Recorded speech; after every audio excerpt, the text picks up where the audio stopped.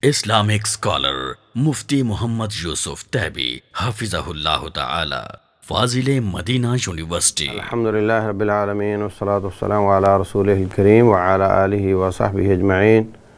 اشہد ان لا الہ الا اللہ وحدہ لا شریک لہ واشہد ان محمدا عبدہ ورسولہ صلی اللہ علیہ وسلم.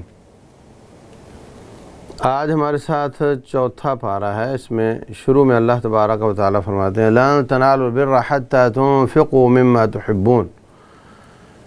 جب تک تم وہ چیز اللہ کے راستے میں خرچ نہیں کر دیتے جس کو تم پسند کرتے ہو تو اس وقت تک تم حقیقی نیکی کو نہیں پہنچ پاتے.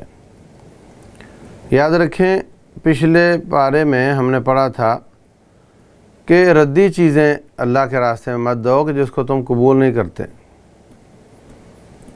تو جو قابل استعمال کپڑا نہیں ہے، ردی ہے، وہ آپ کسی کو نہ دو. اور اس میں کہا جس کو خود پسند کرتے ہو وہ اللہ کے راستے میں دو. تو ان دونوں کے بیچ میں آپ جہاں چاہیں اپنا آپ کو سیٹ کر لیں. یہ اعلیٰ ایمان کی بات ہے، وہ ادنیٰ ایمان کی بات ہے. ایسا کپڑا مثلا جو آپ نے پہنا تھا اور نیا خرید لیا تو پہلے والا صدقہ کر دیا تو وہ جائز ہے. ایسا ہی اس میں کوئی برائی نہیں، لیکن وہ قابل استعمال تو ہو، ردی چیز نہ ہو. اور ادھر کہا جو سب سے زیادہ پسند ہے وہ. تو ان دونوں کے بیچ میں آپ اپنے آپ کو رکھیں جہاں بھی رکھنا ہے، کیونکہ یہ دونوں ایمان کا اعلیٰ اور ادنیٰ درجہ ہے. ابو طلحہ انصاری رضی اللہ تعالیٰ عنہ نے جب آیت نازل ہوئی تو انہوں نے اپنا جو سب سے پیارا باغ تھا وہ اللہ کے راستے میں خرچ کر دیا. تو باہر صورت یہ دل والوں کی باتیں ہیں. بعض لوگ اپنے اصل مال کا بھی 50%، 20%، 30% اللہ کے راستے میں دیتے ہیں، اور بعض لوگ زکوٰۃ بھی نکالتے وقت گھبراتے ہیں، اپنا حساب ہی نہیں کرتے اور اپنی زکوٰۃ کھاتے چلے جاتے ہیں. تو یہ بہت بری بات ہے. اللہ تعالیٰ مال دیتا ہے، ایسے ہی چھوڑ کر جاؤ گے، بچوں کے لیے فتنہ بنے گا. اس مال سے اپنی جنت بنا لو. اور اللہ تعالیٰ جب بھی مانگتا ہے دیے ہوئے سے مانگتا ہے. وَأَنفِقُوا مِمَّا رَزَقْنَاكُمْ، جو ہم نے دیا اس میں سے دو.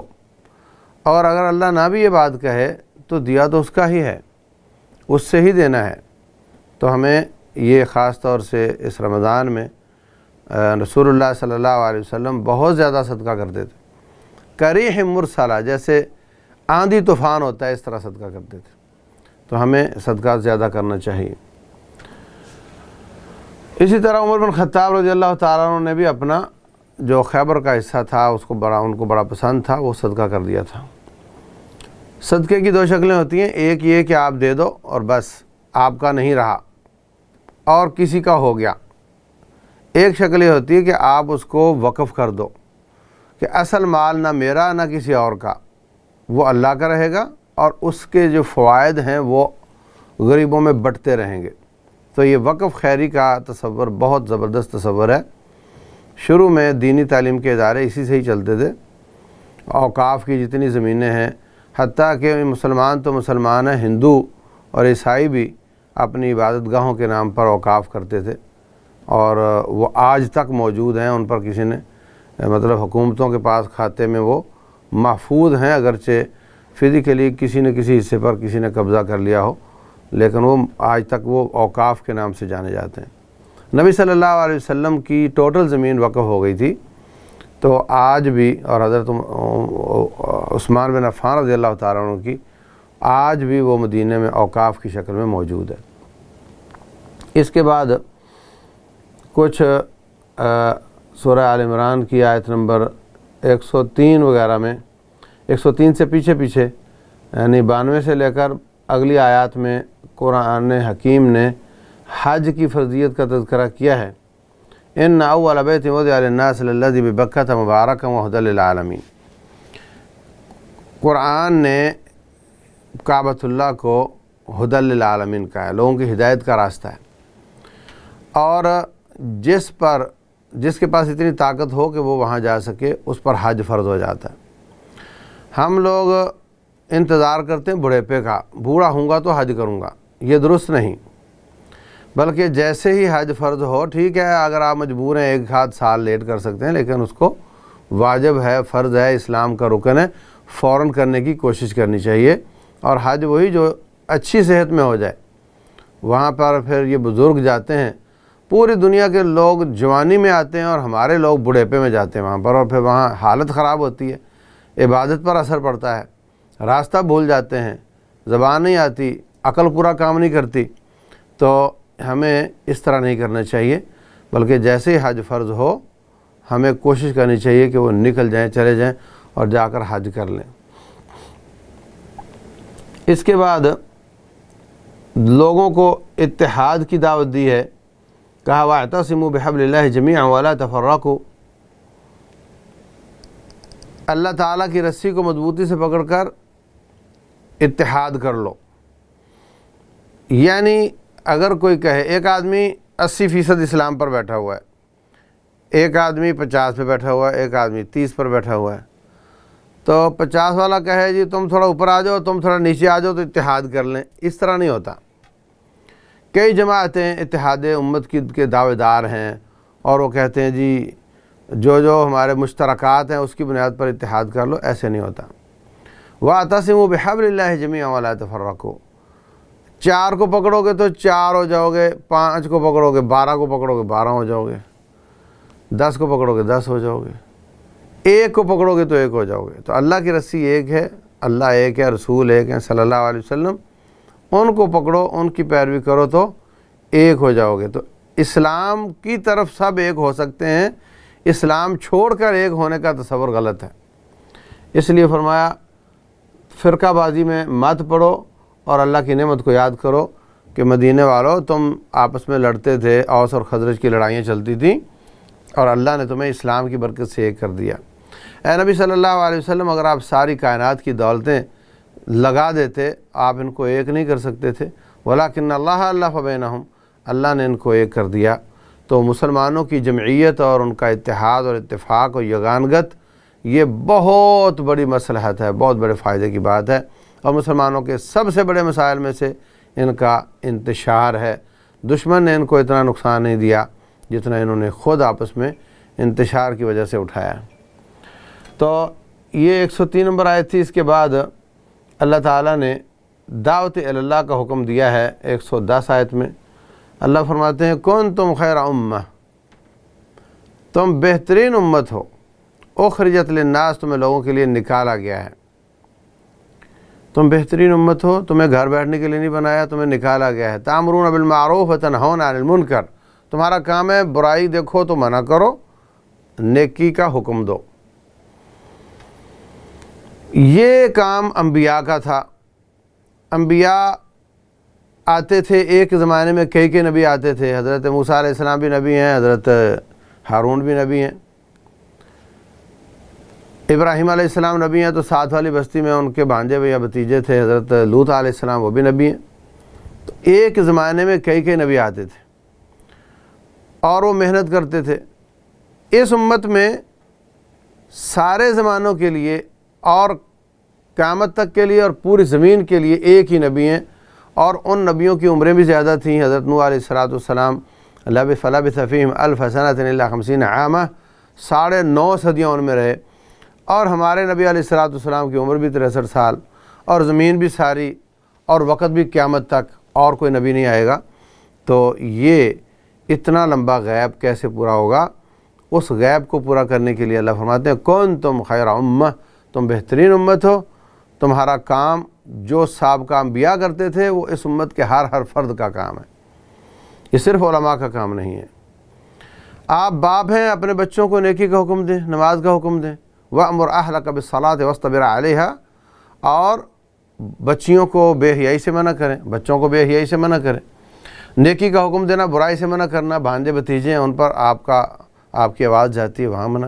جو چیز آپ کے علم میں یقینی ہے کہ یہ اللہ کا حکم ہے، جیسے نماز پڑھنا سب کو معلوم ہے کہ یہ اللہ کا حکم ہے، اس کا حکم دو، اور کچی بات جس کا آپ کو یقین نہیں اور جس کے بارے میں آپ کو یہ نہیں کہ روایت صحیح ہے ضعیف ہے، اس کو نہ آگے پہنچاؤ، کچی بات آگے نہ پہنچاؤ، جو اتھینٹک ہو اس کو آگے پہنچاؤ، وہ نیٹ کے ذریعے ہو، وہ زبان کے ذریعے ہو، وہ لکھی ہوئی چیز کے ذریعے ہو، اس کو آگے پہنچاؤ، نیکی کا حکم دو، برائی سے منع کرو۔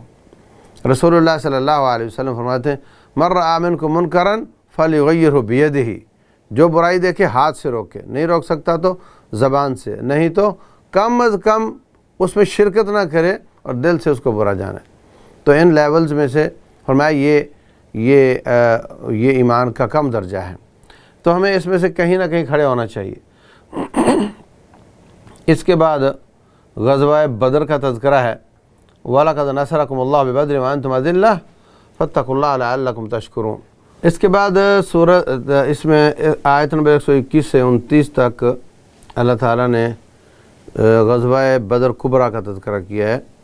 ये पहला बड़ा मार्का था जो मुसलमानों का और काफ़िरों के बीच में हुआ, और इसमें अल्लाह तबारक व तआला ने 5000 फरिश्ते भेजे।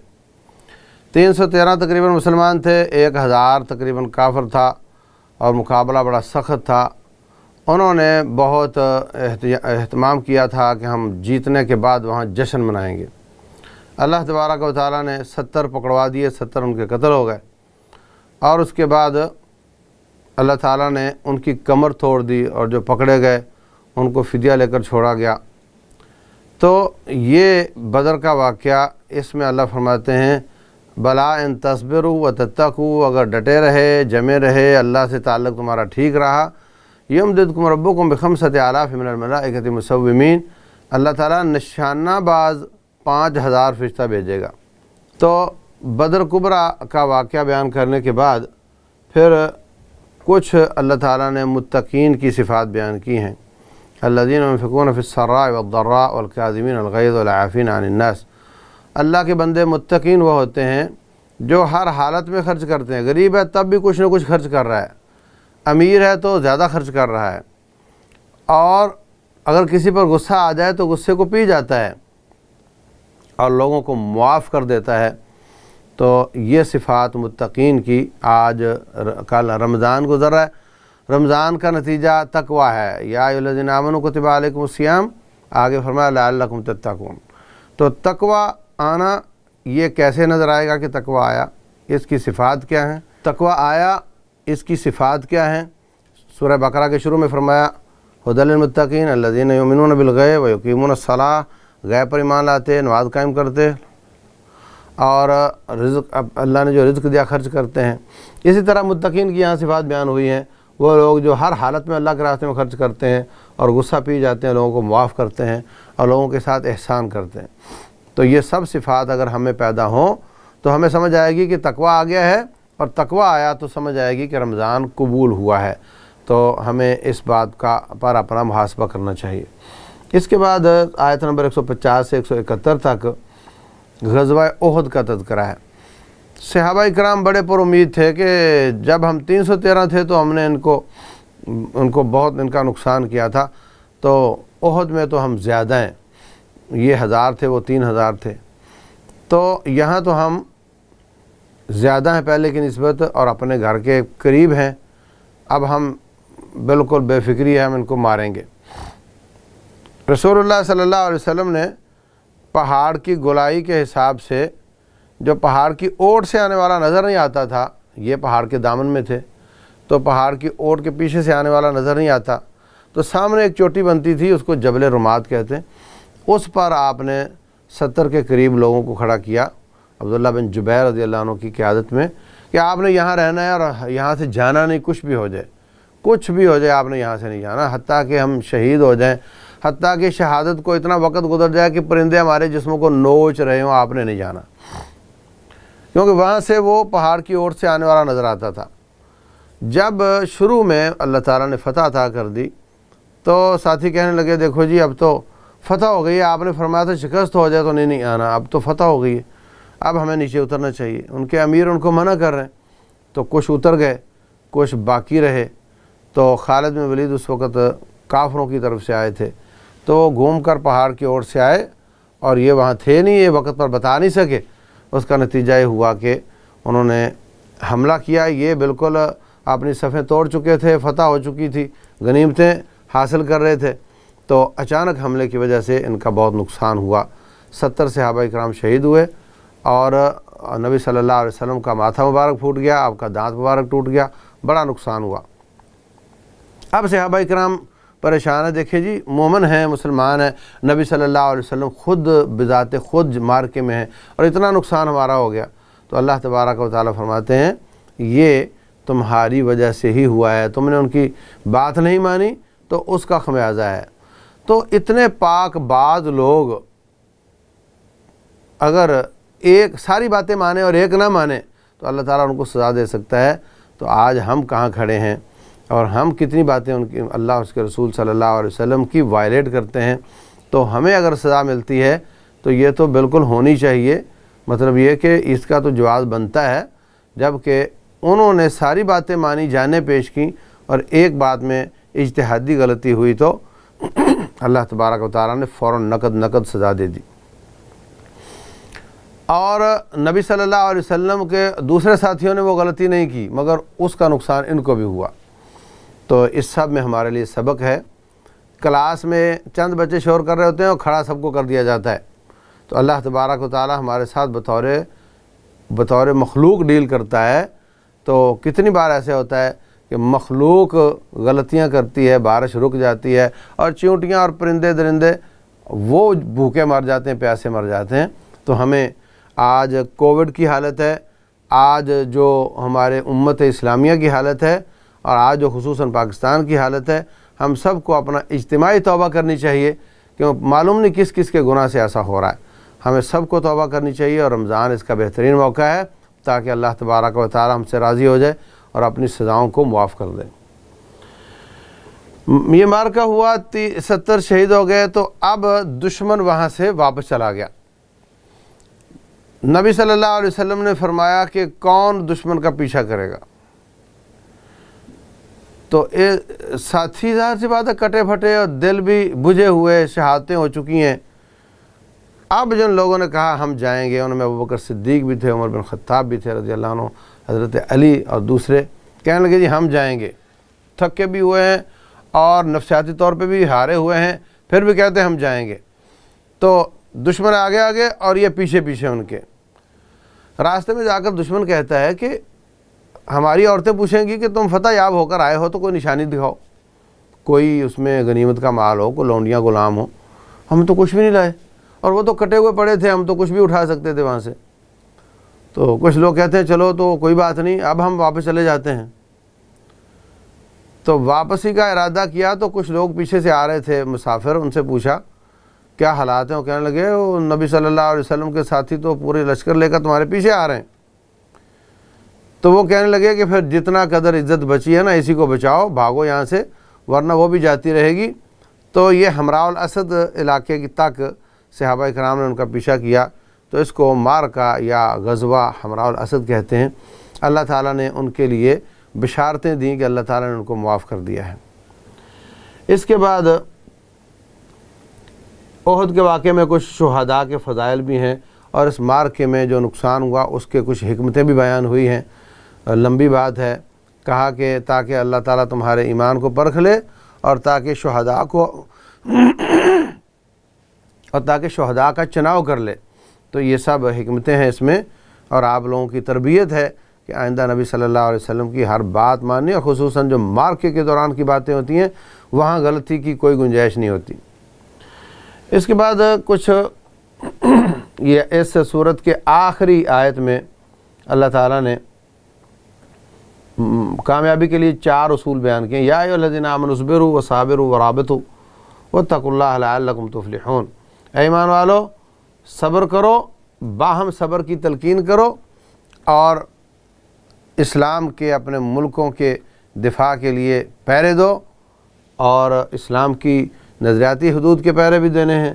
واتقوا اللہ, اللہ سے ڈرو تاکہ تم کامیاب ہو جاؤ. تو یہ 4 کام بتائے. صبر کرو, ایک دوسرے کو تلقین کرو اور پہرہ داری کرو اور اللہ کا تقوی اختیار کرو تو تم کامیاب ہو جاؤ گے. تو یہ کامیابی کا پورا منشور ہے. اس کے بعد سورہ نساء ہے. نساء کا معنی ہوتا ہے عورتیں. تو اس میں عورتوں کے مسائل بہت زیادہ بیان ہوئے ہیں, اس لیے اس کا نام سورہ نساء ہے. ابتدا میں اللہ تبارک و تعالیٰ نے انسان کی تخلیق ایک جان سے ہوئی, اسی سے ان کی بیوی پیدا ہوئی حضرت حوا, اور اس کے بعد اللہ نے بہت زیادہ انسانوں کو پھیلا دیا. شروع میں اللہ تبارک و تعالیٰ نے فرمایا کہ جو والد فوت ہو جاتا ہے اس کی اولاد ہے تو اس کی اولاد کے ساتھ آپ نے کیا سلوک کرنا ہے یتیموں کے ساتھ. تو یتیموں کا مال ہے اور یتیم لڑکیاں ہیں، ان دونوں کے ساتھ کیا سلوک کرنا ہے. تو کہا کہ یتیم لڑکی کو بھی اتنا ہی مہر دو جتنا تم کسی غیر یتیم کو اگر شادی کرتے تو دیتے. اس وجہ سے اس کا استحصال نہ کرو کہ اس کا باپ زندہ نہیں اس لیے اس کو اونے پونے میں لے جاؤ. اور اگر تم سمجھتے ہو کہ میں یتیم لڑکی سے شادی کروں گا تو میں اس کا پورا احساس نہیں کر پاؤں گا، اس کو پورا مہر نہیں دے پاؤں گا، تو پھر فَانكِحُوا مَا طَابَ لَكُم مِّنَ النِّسَاءِ مَثْنَىٰ وَثُلَاثَ وَرُبَاعَ. اس کے علاوہ 2 3 4 شادیاں کر لو، مگر یتیم سے نہ کرو. اگر تم اس کو ڈیگریڈ کرو گے اور اس کو باپ کے فوت ہونے کی وجہ سے اس کے ساتھ دوہرا رویہ اختیار کرو گے تو پھر یتیم کو چھوڑ کر اوروں سے شادی کر لو. 2 کر لو، 3 کر لو، 4 کر لو. اس کے بعد یتیموں کے مال کی بات آتی ہے. تو بس اوقات یتیم کا باپ فیکٹری چھوڑ گیا ہے یا کوئی دکان چھوڑ گیا ہے تو کہا جو بھی اس کا گارڈین بنے، چاچا ہو، تایا ہو یا کوئی اور ہو، وہ اس میں اگر تو اس کا گزارا اچھا چل رہا ہے تو اس کی خدمت کرے اور وہاں سے کوئی تنخواہ نہ لے. اور اگر وہ وقت دے رہا ہے اور اس کا حرج ہو رہا ہے تو جتنی عام آدمی کی تنخواہ بنتی ہے اتنی لے لے اور یتیموں کے مال کا ٹھیک حساب رکھے. اور جب بچے بڑے ہو کر کاروبار سنبھالنے کے بالغ بھی ہو جائیں اور کاروبار سنبھالنے کے قابل بھی ہو جائیں پھر ان کو ان کا مال دو، اس سے پہلے نہ دو. اور ان کی جوانی سے پہلے جلدی ہڑپ نہ کرو کہ جناب بڑے ہو گئے تو آ کر مانگیں گے، بلکہ وہ لوگ جو یتیموں کا مال کھاتے ہیں وہ اپنے پیٹ میں جہنم بھر رہے ہیں. اس کے بعد کچھ میراث کے قواعد بیان ہوئے ہیں. 3 آیات میں اللہ تبارک و تعالیٰ نے ساری وراثت کے قاعدے بیان کر دیے ہیں کہ کس کو کتنا ملے گا. یہ لمبی بات ہے لیکن یہ آیت نمبر 7 سے 14 تک جو وراثت کے باقی مسائل ہیں یہ بیان ہوئے ہیں. اور اس کے بعد اللہ تعالیٰ نے اس پارے کی آخری آیت میں وہ رشتے بیان کیے ہیں جو ہمیشہ کے لیے حرام ہیں. جیسے بیٹی ہے، بیٹی، ماں، بہن اور رضائی بیٹی، رضائی بہن، رضائی ماں، اور اس کے بعد خالائیں، پھوپھیاں، یہ سارے رشتے ہمیشہ کے لیے. اسی طرح آپ کی بیوی کی دوسرے شوہر کی طرف سے جو بیٹی ہے وہ آپ پر ہمیشہ کے لیے حرام ہے. اسی طرح ساس اور سسر یہ ہمیشہ کے لیے حرام ہو جاتے ہیں، ہمیشہ کے لیے. جو رشتے ہمیشہ کے لیے حرام ہو جاتے ہیں، جن کے ساتھ کبھی بھی شادی نہیں ہو سکتی، ان سے پردہ کرنا نہیں ہے. ان سے آپ چہرے کا پردہ اتار سکتے ہیں. اور وہ رشتے جن سے اب تو شادی نہیں ہو سکتی تب ہو سکتی ہے تو ان سے آپ کو پردہ کرنا ہے کیونکہ ان سے شادی ہو سکتی ہے. جیسے سالی ہے، اب شادی نہیں ہو سکتی جب تک آپ کی بیوی آپ کے پاس ہے. آپ کی بیوی فوت ہو جائے تو سالی سے شادی ہو سکتی ہے. تو بالکل اسی طرح دیور ہے، بھابھی دیور، جب تک شوہر زندہ ہے آپ کی شادی دیور سے نہیں ہو سکتی. شوہر نہ ہو تو دیور سے شادی ہو سکتی ہے. تو وہ رشتے جن سے اب نہیں تو تب شادی ہو سکتی ہے، ان سے پردہ کرنا ہے. دلیل اس کی 2 دلیلیں دوں گا. نمبر 1، اگر وقتی طور پہ شادی نہیں ہو سکتی تو پردہ اتارنا ہے تو پھر جس کی 4 شادیاں پوری ہو جائیں اس سے تو سب عورتوں کو اتار دینا چاہیے، کیونکہ اب اس کے ساتھ وقتی طور پر کسی کی شادی نہیں ہو سکتی. تو یہ بالکل کوئی بھی نہیں مانتا اس کو جائز ہے. نمبر 2، وہ عورت جس کی شادی ہو چکی ہے اب اس شوہر کے ہوتے ہوئے اب کوئی اور شادی نہیں کر سکتا وقتی طور پر، تو پھر شادی شدہ کو کسی سے بھی پردہ نہیں کرنا چاہیے، اس لیے کہ اس شوہر کے ہوتے ہوئے میں اب کسی اور سے شادی نہیں کر سکتی. تو ثابت ہوا کہ جن سے وقتی طور پر شادی ممکن نہیں ان سے پردہ کرنا ہے، اور جن سے مستقل طور پر شادی نہیں ہے ان سے پردہ نہیں کرنا ہے. اگلی آیت جو 5ویں پارے کی ہے اس میں جو اہل کتاب کی عورتیں ہیں ان سے شادی کرنے کا تذکرہ کیا، اور انشاءاللہ اگلے سبق میں بیان کریں گے. اللہ تبارک و تعالی عمل کی توفیق دے. واللہ اعلم، وصلی اللہ وسلم وبارک علی نبینا محمد.